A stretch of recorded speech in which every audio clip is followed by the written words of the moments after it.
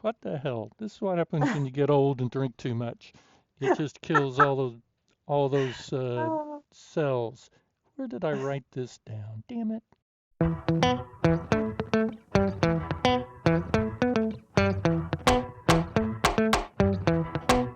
Good morning, Earl.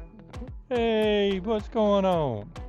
Happy Mardi Gras to you. Yeah, le bon temps brûlé. What are you showing us today? Okay, I'm going to show you some old things in here pertaining for counter guys. This is all designed to make a counter guy's life easier from way back in the old legacy days, 100 years ago when I started using the program. And these are a couple of little minor tricks. Now, we didn't have day at a glance in the old days, so we'd either have to look at a reservation report or we could go over here to modify contract. And when the lookup screen, you could type in search status R. So SSR. SSR would bring up all your reservations. Awesome. Likewise, SSO would bring up your open contracts. Just means search Nice. status open. SSC would bring up your closed contracts. And of Awesome. course, closed contracts are, they've been closed, but they're not paid. Now, if you bring up SS and then the space bar, that's going to bring up your completed contracts Nice. uh, that haven't been thrown into history, archived yet. Let me look at my notes here. Okay. Search status O. Here's a neat one that most people don't realize.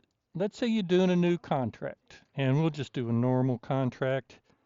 In for normal, and we'll find a customer here, and he wants a tiller. So we'll choose a tiller here. We'll just go ahead and pick the serialize.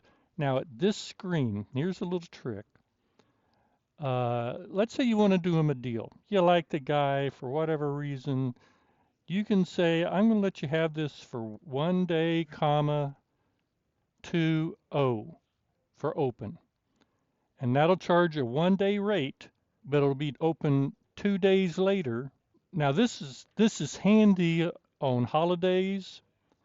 Let's say on Friday you want to send everything out, have it come back Tuesday. You can type in, 1 day, comma 30, or 3C would be at close. You can do it 1 day, 1C, and it would be due back at close for the day, whatever the time the close for the day is. Another thing in that screen that you could point out is the recently viewed. That's a pretty good tip that not everybody knows Yeah, about. this is fairly new, isn't it? So that would bring Yes. up things you searched for and you hit During enter or that active something session. and you can look again and go, oh man, I missed that. So you can look it up and go, oh, I didn't want to get out of there and go back in here and say, there it is, and look at it again. That's pretty handy. Here is Quick Button Setup down here. So this is used for doing repetitive things that just happen all the time. For instance, there's a lot of places out there that do propane. So they will set up a quick button. So you can set up 10 quick buttons here. Uh, Propane with Shift F7. So under propane, the button name's propane. We call it propane sale. The customer we're selling it to is propane. Our sale customer, the default cash sale customer. And we're selling the key is a prop one and we're doing one. So somebody comes in and wants a tank of propane, uh, 20 pound, whatever it is now. And rather than pull up the customer, write the contract, uh, you simply come over here to the quick button. You can hit Shift F7 and it would write a contract to the sale customer for a tank of propane. They Hmm. set it up so Yeah. it's like a header record, then you can choose the one you really want to supply them there. And so you click on it and Boom, that's what it's going to do. It should go faster than that. And there's your contract. Yeah, it's just a little bit quicker than opening a contract, typing in sale, finding propane, telling the quantity, etc. These aren't really keyboard tricks, but you can filter, of course, what you see on the screen here. You can customize each and every one of these screens as to what you see here. If I'm just looking up sale items, I'm in the parts department. I don't care about rental equipment. I can just show sale items here, or parts if they're defined as parts. So, things like that are always handy. But those aren't really keyboard tricks. Those are just tricks. Couldn't really see, Earl, how you were changing those columns. Can you explain that? So on this top column here, you can right click on the, what do you call that? The header up The there? bar, The the bar, bar, yeah, the the header top bar. header bar. Yeah. I'd like to be in a bar right now. But nevertheless, let's say you want to see the home location. You want to see the deposit if you charge deposits, or links that might be in there, or what's metered in or metered out if it's relevant. Uh, you can turn off and on all kinds of stuff if it's what you're interested in.